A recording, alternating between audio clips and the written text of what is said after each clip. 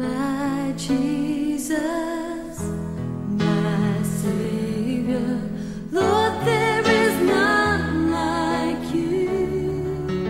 All of my days, I want to praise the wonders of your mighty love. My comfort, my shelter, tower of refuge and strength.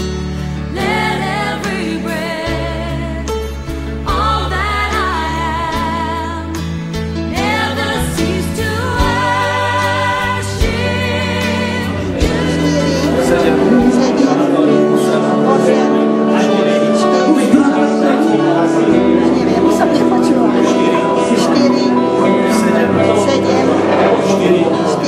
To ste mali problémy s ušami až tak, že teraz cítite, že naozaj lepšie počujete? Tak som počula, keď mi ten pán, neviem ako ďaleko bol, ale som počula. Ináč nepočula som dobre. Z chrípky som ohluchla. A to bolo ako dlho? No to je už veľa, že som do roboty chodila, to je už zo 30 rokov.